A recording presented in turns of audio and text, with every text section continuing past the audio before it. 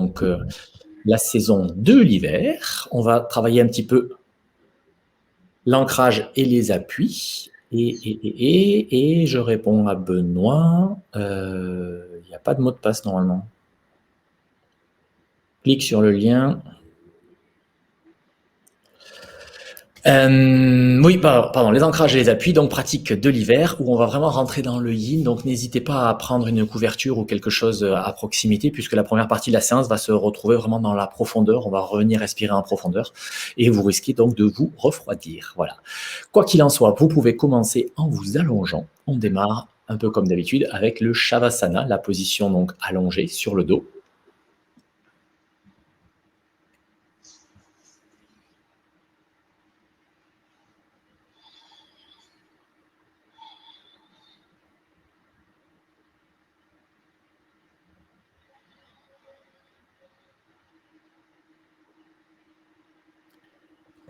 Et une fois sur le dos, la première des choses, c'est vraiment de bien se laisser aller à se déposer dans le sol.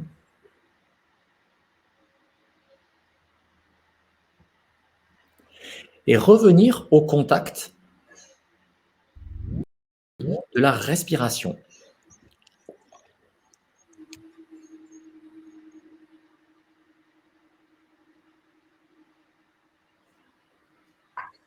Voilà, cette respiration, cet air qui entre et qui sort par le bord des narines et qui est l'accès le plus rapide, le plus direct à notre monde intérieur.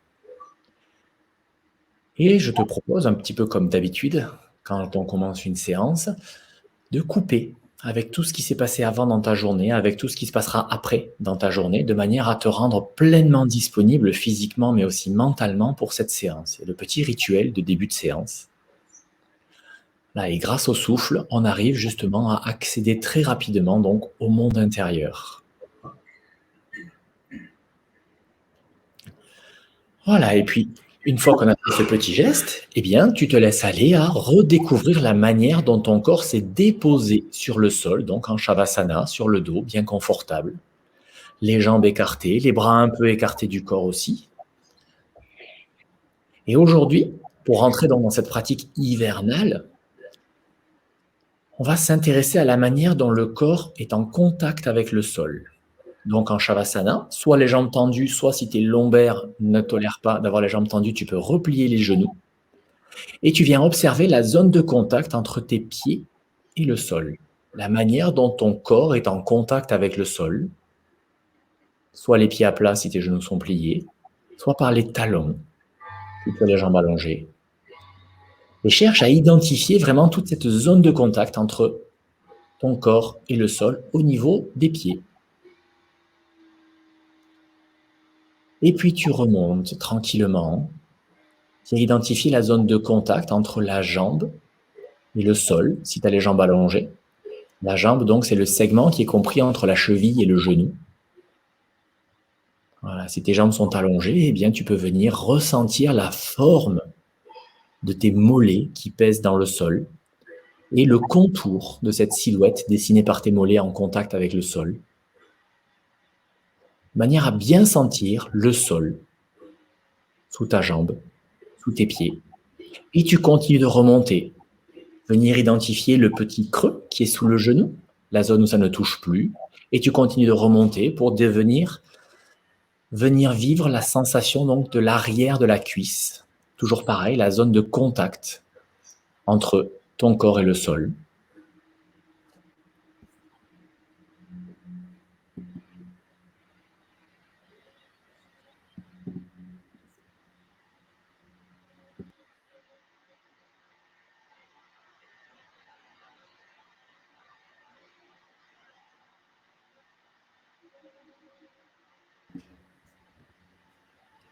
Et tu continues de remonter dans les fessiers. La sensation donc de tes fessiers qui reposent dans le sol. Et venir sentir toute la zone de ton corps, de tes fessiers qui sont en contact donc avec le sol. Et là, on cherche vraiment la précision. On vient identifier le millimètre qui est au contact du sol, le millimètre qui va quitter le sol, le millimètre qui ne touche plus le sol, là, pour être très précis dans la définition donc, du contour de la zone de contact entre ton corps et le sol. Et puis des fessiers, tu pourras remonter, venir sentir les lombaires, l'endroit où ton corps quitte le sol, au niveau donc du creux lombaire, et l'endroit où au-dessus des lombaires, où ça rejoint à nouveau le sol. Et tu remontes encore dans le haut de ton dos, milieu du dos, haut du dos, pour venir sentir la zone de contact entre le dos et le sol. Le milieu du dos, et puis le haut du dos avec les omoplates. Et la limite au niveau donc de la ceinture scapulaire, qu'est-ce qui touche, qu'est-ce qui ne touche pas. Et puis tu glisses ensuite dans la sensation des épaules. Quelle est la zone de contact entre tes épaules et le sol? Et des épaules, tu glisses dans le bras. Le bras étant donc le segment qui est compris entre l'épaule et le coude. Voilà, viens chercher à bien ressentir la zone qui est en contact avec le sol. Tu pourras ensuite glisser dans le coude et dans l'avant-bras, jusqu'à venir donc dans la main, bien au contact de l'interface entre ton corps donc et le sol, le tapis. Et on n'oubliera pas le crâne. Au niveau de ton crâne, de ta tête, quelle est la zone qui touche le sol? Voilà, après avoir suivi ce chemin de manière un petit peu détaillée, tu vas chercher à visualiser ou à ressentir toutes ces zones de contact dans la globalité. Chercher à percevoir donc la totalité de toutes ces zones de contact en même temps. De manière à ce que tu aies une sorte de vision ou de ressenti global de ton interface entre ton corps et le sol. Et sur toute cette zone de contact avec le sol, viens voir les endroits où ça pèse plus que d'autres. Ton corps est au contact du sol, mais il y a certaines zones qui pèsent plus, qui posent plus dans le sol que d'autres. Cherche à les identifier par ton ressenti intérieur et viens observer si, à l'inspiration ou à l'expiration, ce sont exactement les mêmes zones qui pèsent et qui posent au sol. Ou bien est-ce que lorsque l'inspiration se manifeste en toi et ce phénomène d'expansion, est-ce que c'est exactement la même chose que lorsque c'est au contraire l'expiration et l'inertie qui revient dans ton corps? Est-ce que ton corps est posé exactement de la même manière dans le sol ou bien est-ce qu'il n'y a pas un micro-mouvement qui peut se faire?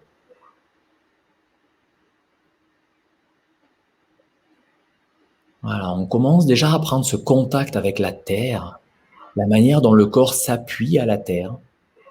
Et à partir de nos appuis, on pourra définir le mouvement et l'ancrage. Pour pouvoir générer un mouvement, il faut s'appuyer sur quelque chose. Voilà, et puis tu peux oublier cette observation donc de la différence de poids dans le sol à l'inspire et à l'expire pour revenir à l'observation de ta respiration. Revenir dans ce souffle naturel qui va et qui vient au bord de tes narines. Et puis tu peux suivre le trajet de l'air de tes narines jusque dans l'abdomen pour rester un petit peu dans l'abdomen et relier avec le caisson abdominal. Lorsque tu inspires, eh bien l'abdomen se gonfle. Et lorsque tu expires, eh bien il se rétracte. Et puis on va revenir vivre cette respiration complète qu'on appelle donc de la vague en yoga de l'énergie, où comme une vague, le mouvement respiratoire partira de l'abdomen pour remonter dans le thorax jusqu'aux clavicules, que ce soit à l'inspiration ou à l'expiration. Donc la prochaine fois que l'expiration se manifestera à toi, volontairement, tu laisseras d'abord l'abdomen se dégonfler, uniquement l'abdomen.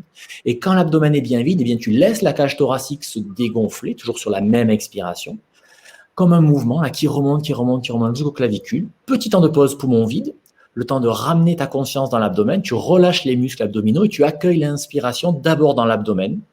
Tu gonfles bien l'abdomen et puis ensuite tu laisses la cage thoracique se gonfler. Et ce mouvement, donc, qui monte jusqu'aux clavicules.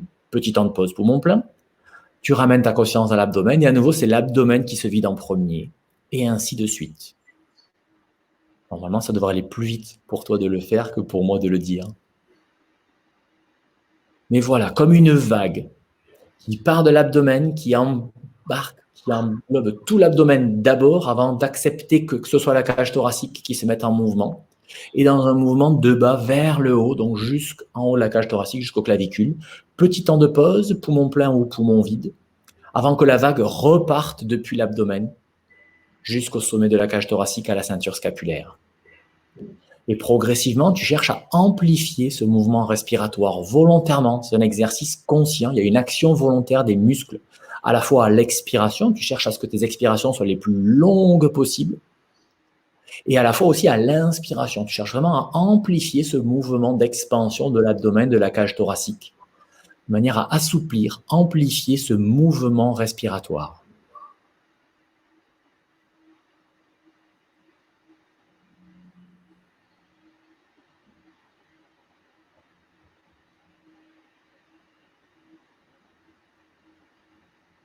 Et puis tranquillement, à la fin de la prochaine expiration, tu feras ce temps de suspension poumon vide, tu relâcheras tes muscles abdominaux et puis tu accueilleras l'inspiration de manière passive, sans rien faire, de manière à retrouver le souffle fondamental, le souffle naturel,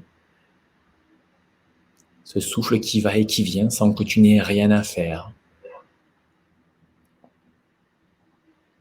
Après avoir eu un exercice de travail conscient sur le souffle, il est parfois difficile de laisser le souffle naturel revenir.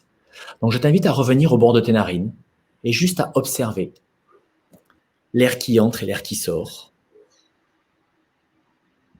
sans agir dessus autant que faire se peut.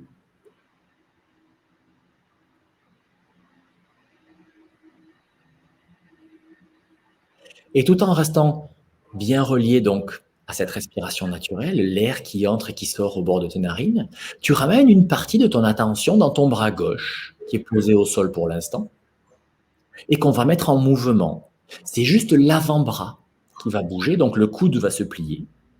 Lorsque l'inspiration se manifestera en toi, eh bien, tu laisseras le coude gauche se plier et l'avant-bras monter dans la verticale toute la durée de l'inspire. Et à l'expiration, l'avant-bras retourne se poser dans le sol et il est complètement abandonné en fin d'expiration, polarité du vide du yin. Et à nouveau, à l'inspiration, mouvement très léger, très fluide du bras, de l'avant-bras, qui est porté par le souffle. Donc le geste est d'une complexité redoutable, comme tu peux le constater.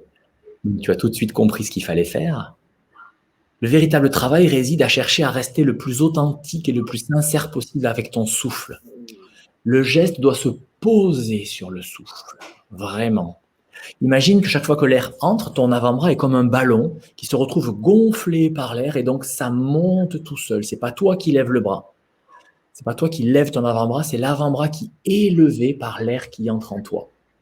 Et lorsque l'air ressort, eh bien, ce ballon se redégonfle et retourne au sol, emporté par cette polarité de l'inertie. Voilà, on cherche le geste dans la lenteur, dans la fluidité. Imagine que ton bras se meut, bouge, comme s'il était dans du liquide, dans de l'eau. Veille à ce que ton geste soit le plus fluide et le plus liquide possible. C'est vraiment la polarité de l'hiver dans lequel nous sommes en train de rentrer. L'eau est l'élément associé à l'hiver. Voilà, la prochaine fois que ton avant-bras sera revenu au sol, tu pourras le laisser. Prendre un petit temps pour comparer la vie dans ton avant-bras gauche et dans ton avant-bras droit. Est-ce que c'est exactement le même ressenti à l'intérieur de ton corps ou pas? Et puis quand tu te sentiras prêt ou prête, lorsque l'inspiration se manifestera en toi, eh bien ce sera l'avant-bras droit qui va se soulever, porté vraiment par ce souffle. Et lorsque l'expiration se manifestera en toi, eh bien le bras redescendra, se laissera gagner par cette polarité de l'inertie, de la gravité qui le ramène au sol.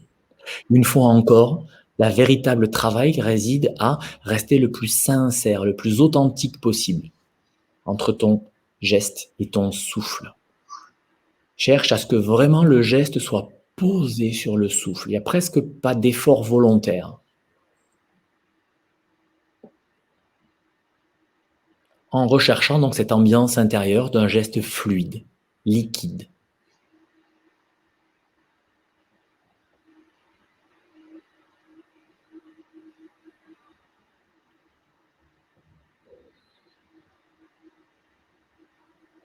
Ouais, très bien. Reste bien concentré sur ton rythme naturel qui donne le tempo, comme si le souffle était une charpente et que le geste était les tuiles que tu viens vraiment poser sur le souffle. Vraiment, le geste, il est porté au sens propre du terme par ces phénomènes d'expansion et de rétraction qui se manifestent en toi lors des inspires et des expires. Et quand tu auras la sensation que le travail s'est équilibré entre ton côté droit et ton côté gauche, eh bien, tu pourras cesser à la fin d'une expiration, de manière à prendre un petit temps, une fois encore, pour bien être déposé dans le sol et laisser remonter en toi les sensations, les traces qu'a pu laisser cet exercice simple, mais pas forcément facile et loin d'être anodin. Voilà, le fait d'avoir vécu ce petit mouvement, qu'est-ce que ça génère en toi? Est-ce que quelque chose s'est éveillé en toi? Toujours porté par le fil du souffle, si ce n'est pas encore le cas, tu viendras plier tes genoux sur une expiration de manière à poser les pieds dans le tapis, écartés à peu près de la largeur du bassin. Le bord extérieur des pieds est parallèle au tapis, au bord du tapis, de manière à ce que tes genoux pointent légèrement l'un vers l'autre, sans effort.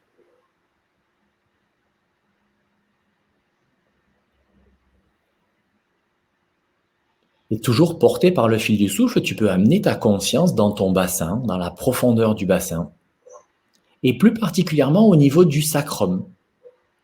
Cet os qui est donc à la base de la colonne vertébrale, juste au-dessus du coccyx, et qui là est posé dans le sol. Est-ce que tu parviens à ressentir la palpitation du sacrum sur les inspires et les expires, sans bouger?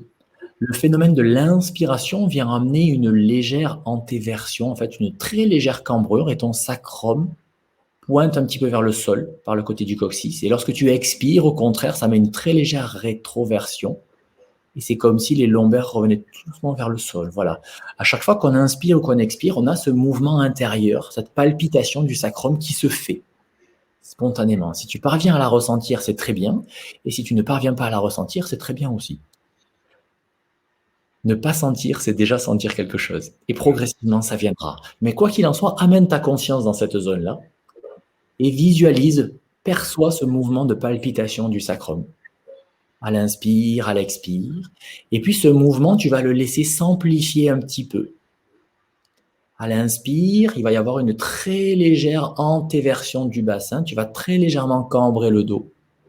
Et à l'expire, au contraire, légère rétroversion. Le sacrum se plaque bien au sol et les lombaires se rapprochent du sol. Voilà. Et sur chacune des inspires et des expires, tu amplifies doucement cette palpitation naturelle du sacrum qui devient un geste volontaire que tu vas engager avec des efforts musculaires. Et à chaque inspire, à chaque expire, tu mets un tout petit peu plus d'amplitude à ce mouvement, de manière à ce que bientôt, tu arrives justement à une grosse antéversion du bassin en fin d'inspire, ton dos est largement cambré, tu arrives à la butée mécanique, et à l'expiration, une belle rétroversion du bassin, tu as complètement gommé le creux lombaire entre ton dos et le sol. Et toujours pareil, en cherchant à vivre ce geste dans la fluidité, dans la liquidité. Imagine vraiment ton bassin au milieu d'un liquide, de l'eau, et que le mouvement se fait dans l'eau.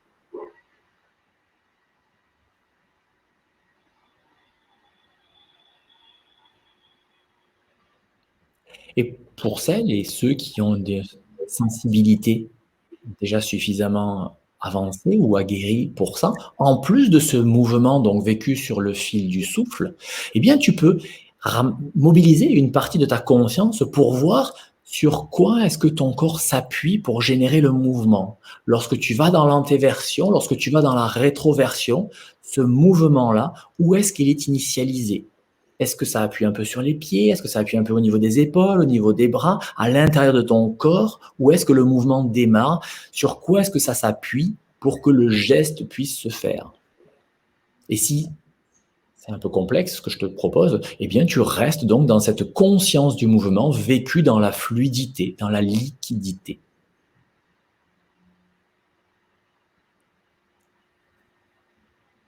Et puis tu pourras cesser tranquillement après la prochaine expiration,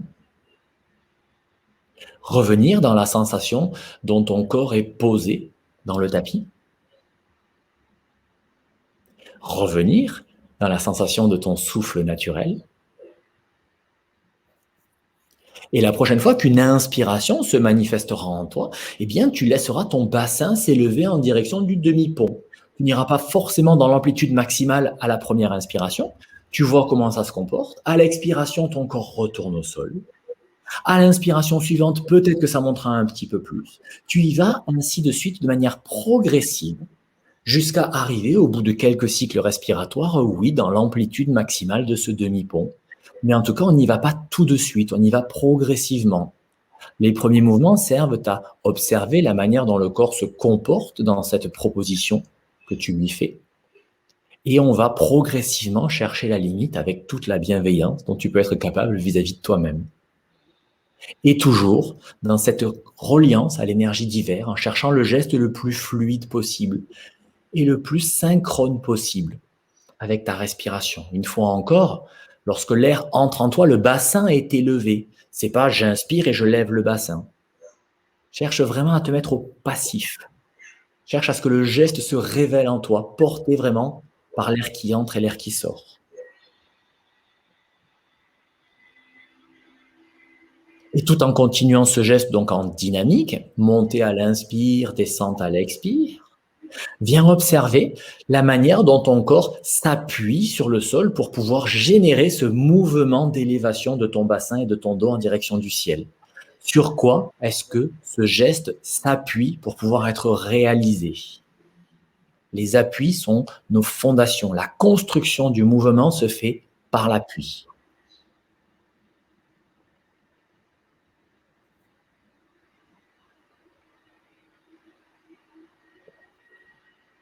Il y a donc un appui au niveau des pieds. En fin de mouvement, il y a forcément aussi un appui au niveau des omoplates. Et au niveau des bras, qu'est-ce qui se passe? Est-ce que tu t'appuies dessus ou est-ce qu'ils sont juste posés sur le sol? Ce qui va faire la différence entre la zone de contact avec le sol, c'est l'endroit qui touche le sol, mais où les efforts mécaniques ne sont pas forcément retransmis. Là, sur le demi-pont, c'est assez flagrant. Au niveau des bras, on est en appui, pardon, on est en contact, mais pas forcément en appui. En revanche, au niveau des pieds, on est bien en appui. D'ailleurs, puisque tu es bien appuyé sur tes pieds et sur tes omoplates, tu pourras rester dans ce demi-pont quelques instants en sentant peut-être ce micro-mouvement, donc dans ta position élevée en demi-pont, tu peux peut-être sentir encore que à la polarité d'inspiration, il y a un micro-mouvement d'élévation et à la polarité d'expiration, il y a un micro-mouvement de rétraction. Et est-ce que tu t'appuies au sol exactement de la même manière sur inspire et sur expire?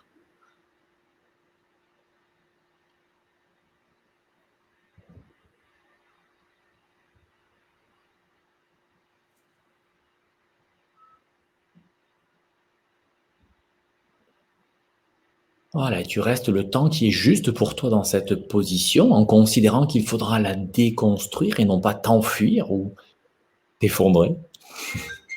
Tu accepteras donc de déconstruire la posture sur une expiration lorsque le moment sera venu pour toi. Et ça, c'est ton corps qui le sait.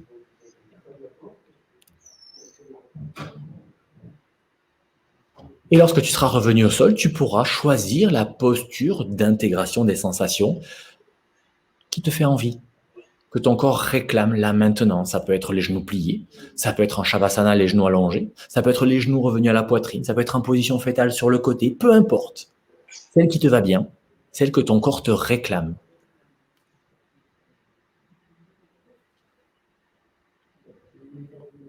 Juste le temps d'intégrer les sensations,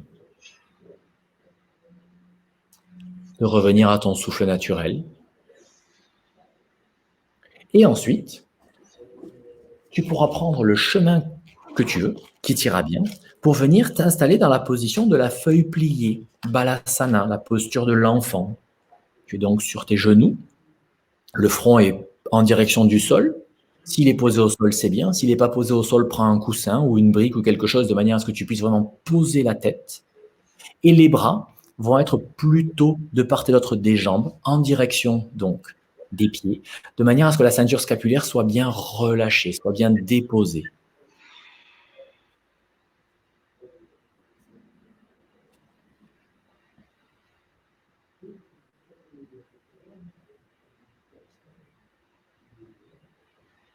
Voilà, cette position de la feuille pliée est une des positions de l'hiver, puisque l'hiver est donc la saison vers laquelle on va se replier vers soi. On va revenir donc vers le centre, vers la profondeur, ce qu'on appelle l'involution dans le jargon énergétique. Et profites-en là, voilà, pour revenir en ton centre. Sentir la respiration et le mouvement de ta respiration de l'abdomen contre les cuisses, de la cage thoracique. Voilà, cette phase de recentrage, de repli sur soi. C'est pas forcément s'isoler, se replier sur toi. C'est à un moment donné revenir vraiment à l'essence même de son être, à sa profondeur. C'est aussi la phase de régénération à laquelle nous invite l'hiver. C'est le seul moment de l'année où l'énergie est intériorisée. Pendant les autres saisons, l'énergie, elle est dépensée, extériorisée. Et en hiver, justement, il nous est demandé, ou en tout cas c'est comme ça que la nature fonctionne, de revenir vers cette intériorisation pour régénérer, recharger la batterie, afin de pouvoir la dépenser pendant les 9 autres mois de l'année.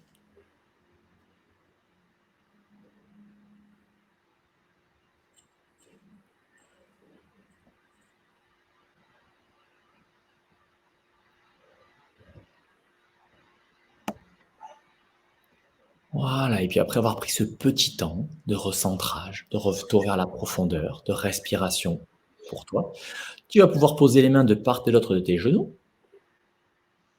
t'appuyer sur les mains pour te redresser, revenir donc d'abord en Vajrasana.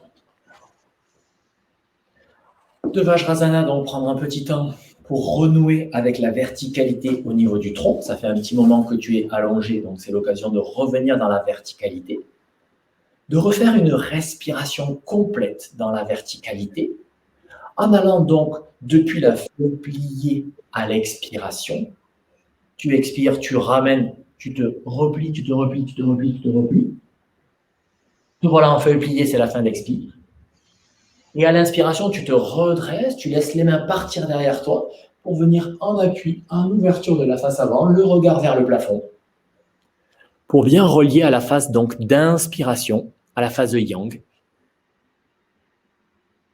Et expire à nouveau, tu te refermes, tu te replies, tu retournes dans cette position donc de fermeture, dans ce yin complet. Et tu prends ce temps donc pour bien t'abandonner à l'inertie, dans la petite pause poumon vide. Sois complètement abandonné comme une poupée molle, un pantin auquel on aurait coupé les fils. Et à l'inspiration, au contraire, tu viens bien ouvrir, bien déployer, bien sentir les 3 étages de ta respiration. Avec une petite pause poumon plein pour bien te relier à cette polarité du yang. Et tu retournes vers la polarité du yin, vers le repli, vers la fermeture.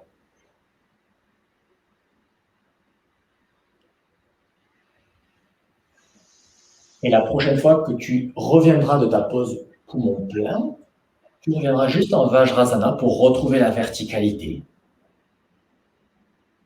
et reprendre un petit temps pour observer les sensations et voir que après cet exercice un peu plus physique, eh bien, toute la trame corporelle est revenue un peu plus dans la densité, dans la matière. Ce qui te permettra tranquillement de basculer sur tes talons pour venir t'accroupir. Et de la position accroupie, tu viendras te relever en cherchant à garder le tronc à peu près droit, sans t'enrouler, comme un bouchon de champagne qui sort.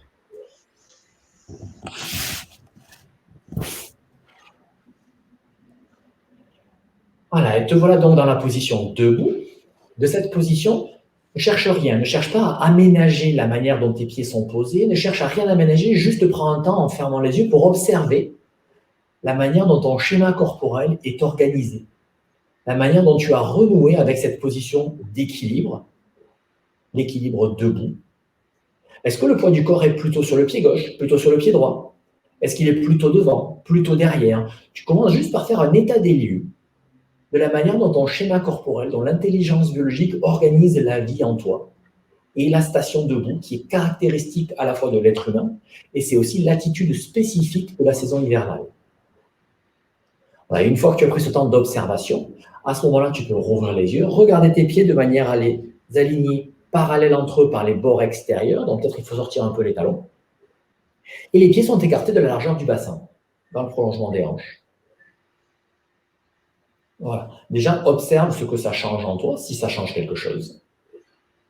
Et ensuite, à partir de là, tu vas laisser le poids de ton corps venir un petit peu vers l'avant depuis les épaules et repartir un petit peu vers l'arrière, comme des oscillations. Voilà, tu te laisses osciller. Donc, il n'y a pas vraiment de flexion du bassin. C'est vraiment une oscillation comme si ton corps était un pendule.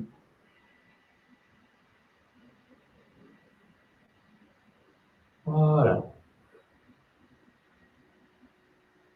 Et observe la manière dont ta respiration s'organise. Est-ce que tu inspires lorsque le poids du corps vient vers l'avant ou est-ce que tu inspires lorsque le poids du corps va vers l'arrière? Tout est juste. Il s'agit juste d'observer une fois encore et de voir comment ça s'organise en nous. Et l'idée, c'est quand même de rester très présent à la plante des pieds, de sentir donc cette plante des pieds qui se déploie dans le sol. Imagine que tes pieds sont comme les arceaux d'un cheval à bascule. Voilà. Ça bascule vers l'avant, ça bascule vers l'arrière. Et au fur et à mesure, viens affiner encore le ressenti de la zone de contact entre ton pied et le sol. Viens identifier le millimètre qui est au contact du sol, celui qui l'a quitté, celui qui va le quitter. Et cherche à vraiment exploiter, sentir, appuyer sur toute la plante du pied, sur tout ton pied, sur toute la zone qui peut toucher le sol. Si tu avais de l'encre sous le pied, on chercherait effectivement à ce que l'empreinte soit très très homogène au niveau du sol, si on laissait les traces. Voilà, et puis tranquillement, tu vas pouvoir diminuer l'amplitude des oscillations de manière à venir volontairement placer le poids du corps également réparti entre l'avant et l'arrière, entre la gauche et la droite. Tu vas trouver cette position où tu sens que le poids du corps est équitablement réparti entre l'avant-pied, le talon, le pied gauche et le pied droit. Ce n'est pas forcément la position naturelle, ça l'est rarement d'ailleurs. Et observe, qu'est-ce qui se manifeste en toi dans cette attitude-là, dans cette position-là. Et à partir de là, on va venir chercher, donc on a bien senti la zone de contact avec le sol dans l'exercice précédent, et maintenant on va venir s'appuyer dans le sol. Imagine que ton pied, c'est comme une semelle de fer à repasser, ou une presse. Tu vas chercher en fait à pousser tes deux jambes, donc tu vas plier les genoux, puis tu vas déplier les genoux en cherchant à pousser les deux jambes de manière symétrique dans le sol, et de manière équilibrée entre l'avant et l'arrière du pied, comme si tout le pied pressé avec une pression égale dans toute la zone du pied. Et tu relâches, et tu reprends. Et tu relâches, et tu reprends. Tu cherches à sentir donc une pression vraiment égale entre l'avant du pied et l'arrière du pied, entre le pied gauche et le pied droit. Comme si vraiment ça poussait de manière parfaitement homogène. Ce qui implique donc quelques petits ajustements en fonction de ton schéma corporel. Et puis à un moment donné, tu vas presser et tu maintiens cette pression. Alors, tu n'es pas obligé de mettre la pression maximale, mais tu mets une pression constante, on va dire à peu près 70% de toute la puissance disponible. En maintenant cette pression, tu veilles à ce que le poids de ton corps reste toujours également réparti entre l'avant et l'arrière, la gauche, la droite. Et puis tu peux observer ce qui se passe dans tes jambes en maintenant la pression dans ton bassin, dans l'abdomen. Si tu ne sens pas grand-chose, éventuellement cherche à pousser un petit peu plus alors en direction du sol.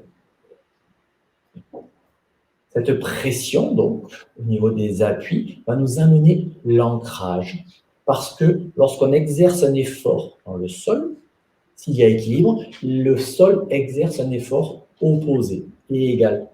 dans l'autre sens. Donc, le fait de pousser en direction du sol peut t'aider à sentir une sorte de mouvement d'élévation à l'intérieur de toi.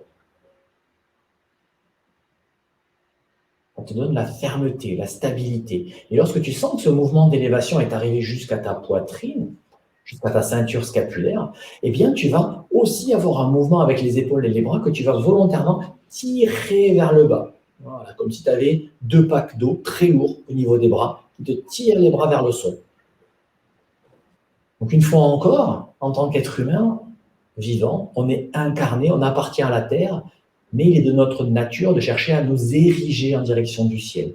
Eh bien, pour chercher à s'ériger, on fait l'effort dans la direction opposée. Je pousse sur mes pieds, je tire mes bras en direction du sol et sentez ce qui se passe au niveau du sternum, qui s'ouvre, qui s'allonge, qui s'étire vers l'avant et vers le ciel.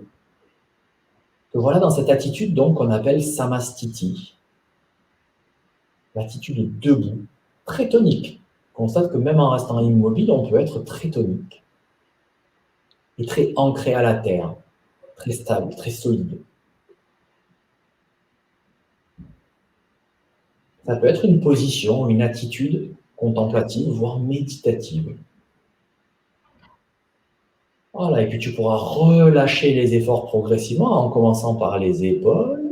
Et puis tu sens que ce mouvement d'élévation à l'intérieur redescend, et puis hop, tu relâches l'effort de tes jambes pour retrouver juste une attitude debout, simplement posée sur tes 2 pieds. Et prendre un petit temps donc, pour comparer rien du tout d'ailleurs, pour intégrer les sensations, pour savourer le vécu, après ce travail d'appui, d'ancrage à la terre. Et puis là, après cette position donc très érigée, très solide, très ferme, très dans la rectitude, on va chercher au contraire cette fois-ci l'enroulement. Sur plusieurs expirations, tu vas te laisser aller à t'enrouler vers l'avant. Donc la prochaine fois que l'expiration se manifeste, c'est juste la colonne cervicale qui s'enroule et la tête qui vient se poser contre le sternum. Tu inspires immobile et à l'expiration suivante, ça va être le haut du dos qui va s'enrouler tout doucement, très lentement, comme si tu cherchais à enrouler vertèbre après vertèbre. Les bras sont ballants.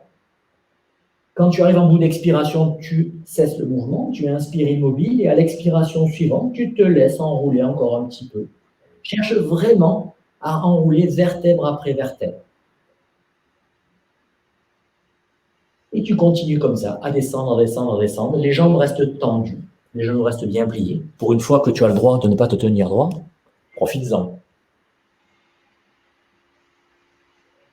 On s'enroule, on s'enroule, on s'enroule, on s'enroule, on s'enroule, on s'enroule, on s'enroule, on s'enroule.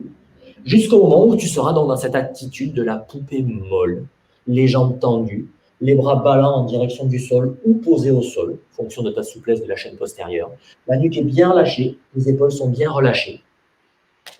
Et tu te laisses aller un petit peu à cette position, à cet abandon. Bien dans l'énergie donc de l'hiver, on vient de travailler là, tout ce méridien de la vessie, toute cette zone arrière qui est le territoire donc de l'hiver, méridien du rein, méridien de vessie, territoire lombaire.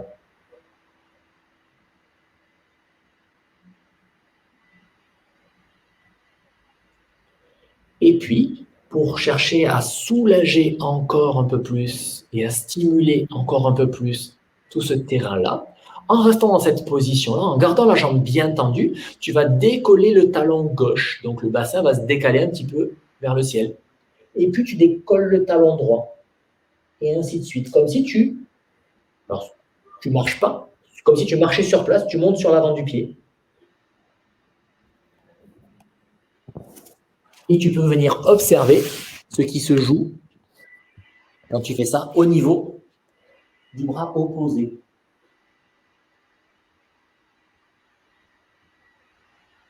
Une fois encore, on est dans un geste yogique, donc on ne cherche pas à faire des mouvements, mais à les vivre. Donc l'idée, c'est de faire le geste vraiment dans la lenteur, de sentir millimètre à millimètre ce qui se passe quand ton talon se décolle, qu'est-ce qui se joue dans ta jambe, dans ton bassin, dans ton dos, dans toute la chaîne postérieure jusqu'au bout du bras opposé. Et la même chose quand ton talon redescend.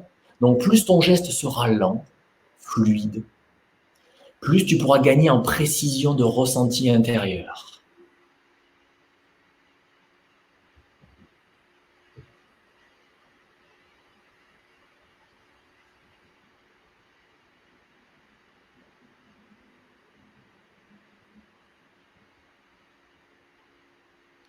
Voilà, et puis tu pourras cesser tranquillement.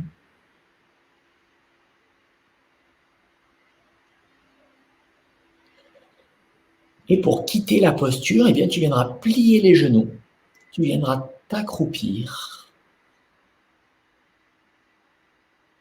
redresser le tronc, faire en sorte que la tête repasse au-dessus du cœur, rester quelques secondes dans cette position-là, le temps que la mécanique des fluides internes se remette dans le sens de la marche, que le sang recommence à venir au cerveau.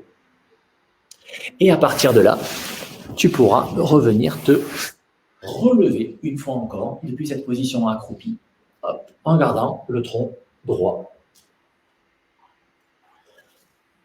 Voilà, tu viens placer tes pieds parallèles entre eux, par les bords extérieurs, écartés de la largeur du bassin, voire un tout petit peu plus large.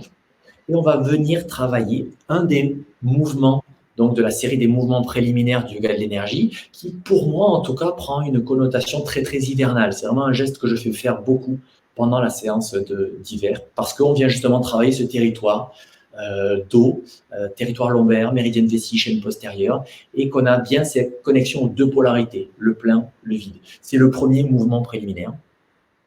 Donc pour ce faire, vous allez mettre les majeurs en contact à l'arrière du crâne, au niveau donc de l'occiput.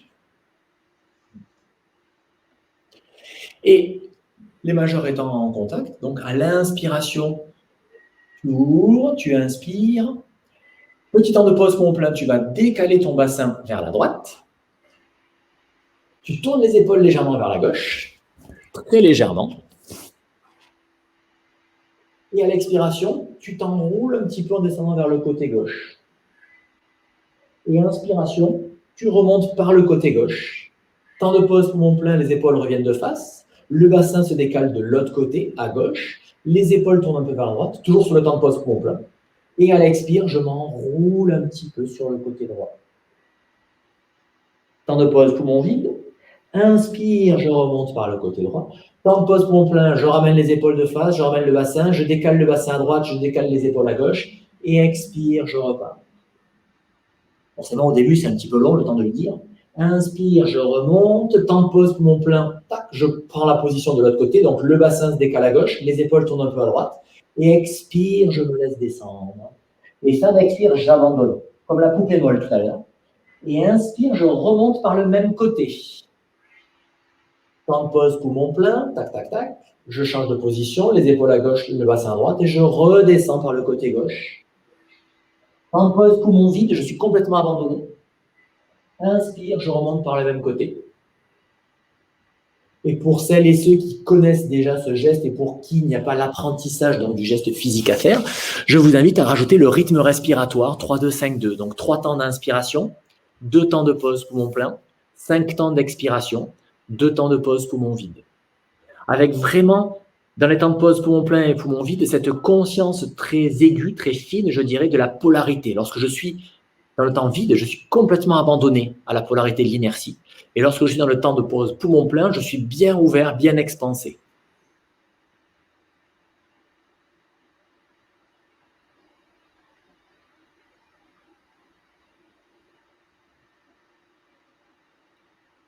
C'est un geste qui peut être très intéressant le matin, lorsqu'on a, surtout l'hiver, quand on a froid, on a du mal à sortir de la couette. Ça permet de chauffer un petit peu tout le dos, tout ce territoire, donc méridien vessie et le territoire donc du rein, avec ces flexions qui partent un petit peu sur le côté, ou plutôt que de partir directement dans une flexion de face, qui est un peu plus engageante pour les lombaires. Voilà. Et donc, une fois encore, on n'hésite pas à vivre ce geste de la manière la plus précise, la plus fluide possible. C'est un geste qu'on peut répéter vraiment un bon moment. Et au fur et à mesure, on se rend compte qu'on a de plus en plus de facilité à descendre en direction du sol. Au début, c'est un peu difficile, on peut rester sur des toutes petites flexions. Et au fur et à mesure, on peut descendre, on descend et on se laisse vraiment abandonner donc à ces deux polarités.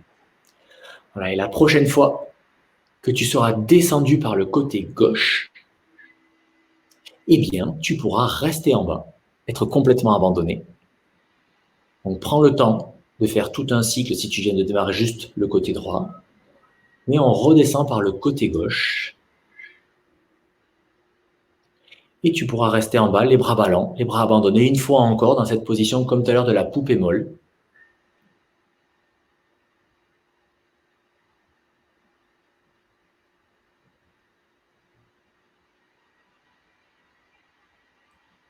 Et puis, tu pourras venir descendre sur ton tapis pour t'asseoir.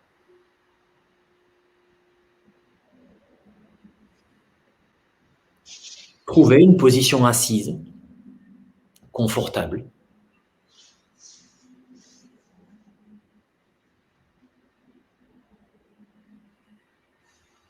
Donc, dans un premier temps, ce que je t'invite à faire, alors en fonction du support que tu peux avoir, n'hésite pas à mettre un support vraiment sous les fesses, une brique ou un banc ou un coussin.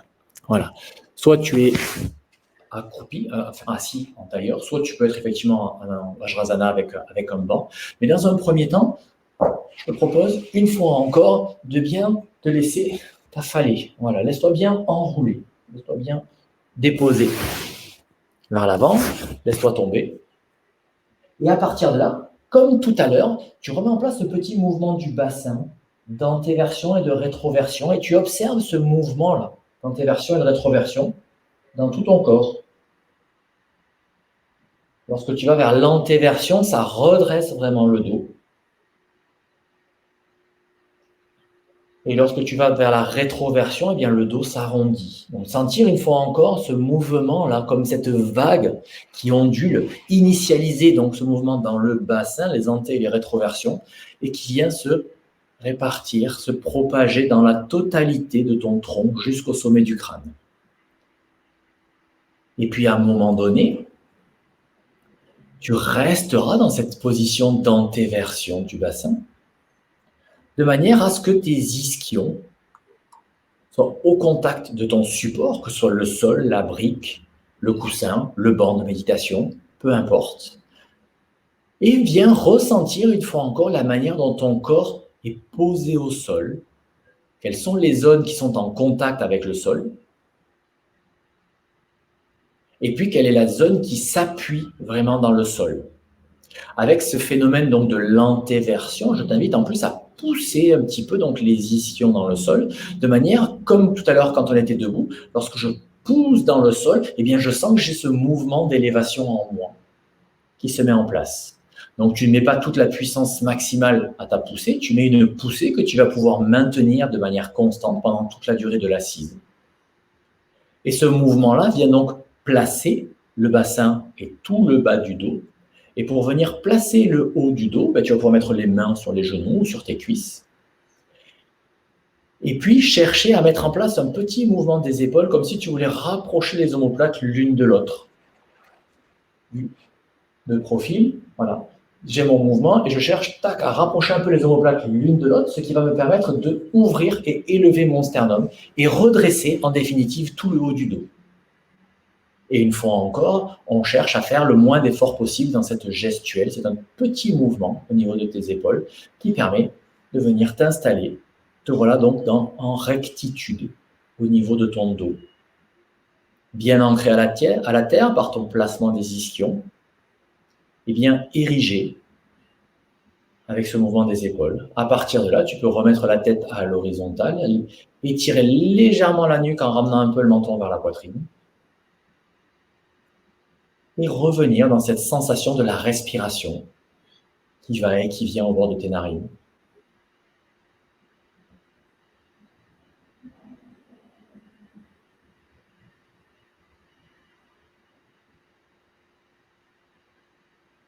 Dans un premier temps, on peut garder cette respiration donc qui rentre depuis les narines et qui descend jusqu'au premier centre énergétique, au bout du coccyx,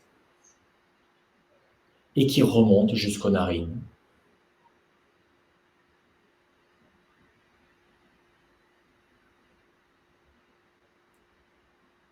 Suis ce mouvement intérieur en toi Observe dans quel sens il se fait, sans rien choisir. Est-ce que le mouvement du regard intérieur depuis les narines jusqu'au premier centre énergétique se fait à l'inspiration ou à l'expiration?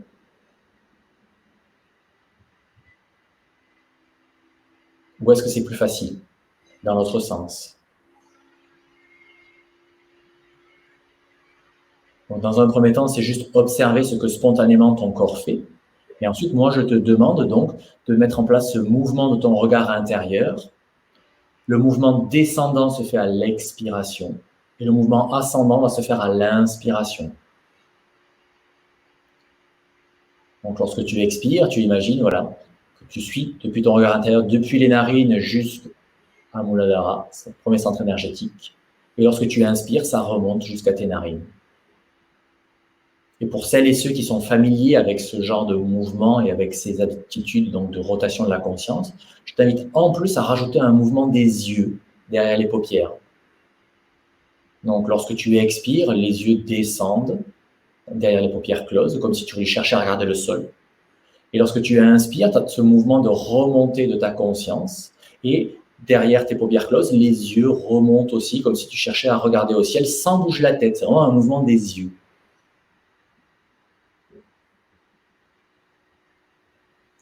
Mais ça, c'est uniquement si tu es à l'aise avec ce mouvement de rotation de la conscience, parce que c'est déjà un exercice un peu avancé que recommande Roger Clair. Donc si tu n'y arrives pas, si c'est difficile, c'est pas grave.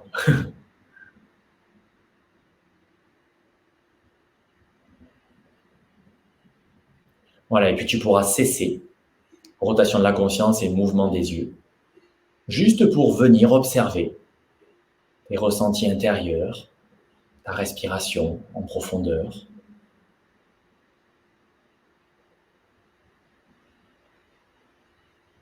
Prendre le temps d'intégrer tout ce qui vient d'être vécu.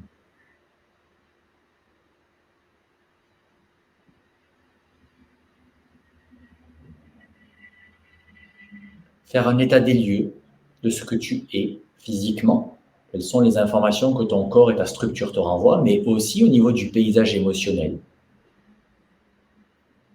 Est-ce que tu es traversé par une ou de multiples émotions là maintenant, ou bien au contraire, est-ce que c'est calme? Et puis le paysage du mental. Ton mental est-il investi par une ou de multiples pensées, ou bien au contraire, est-ce qu'il est silencieux? Tout est bon, il s'agit simplement de faire l'état des lieux de sortie. Alors, on vient de travailler à un certain moment, plutôt en reliance donc avec l'énergie de l'hiver, avec la fluidité, avec l'ancrage, avec la manière dont le mouvement se génère depuis les appuis. Voilà, qu'est-ce que tout ça a généré en toi?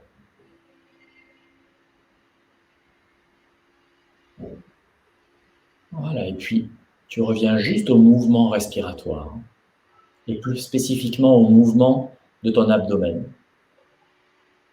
Lorsque tu inspires et lorsque tu expires, ce qui te permet de renouer avec une certaine densité matérielle, de manière à te préparer à retourner dans la journée, après avoir été au contact de ton monde intérieur pendant 1 heure. Tu vas pouvoir retourner interagir avec le monde extérieur, mais sans perdre de vue ton monde intérieur. Donc en restant bien relié à toi, à ton axe, à ton centre, à ton être profond, eh bien tu te prépares à interagir avec le monde extérieur. Tu peux reprendre contact avec la luminosité à travers tes paupières closes, la température de l'air, les bruits environnants. Voilà, et quand tu te sentiras prête et prêt, eh bien, tu pourras rouvrir les yeux et retourner vivre le reste de ta journée dans la joie, tant qu'à faire. Et ça sera tout pour aujourd'hui. On va terminer quand même en frottant un petit peu les mains. Voilà, pour remettre un petit peu de punch. On frotte, on frotte, on frotte. On va faire le mouvement donc de cymbale. À 3, on va claquer les mains et c'est la main gauche qui va monter. 1, 2, 3. Hop. On recommence, un peu plus de vigueur. Cette fois-ci, à 3, c'est la main droite qui va monter. 1, 2, 3. Encore une fois avec la main gauche. 1, 2, 3. Hop. Et voilà. Merci.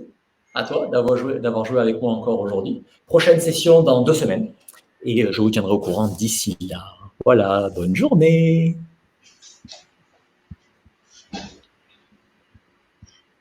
Merci beaucoup.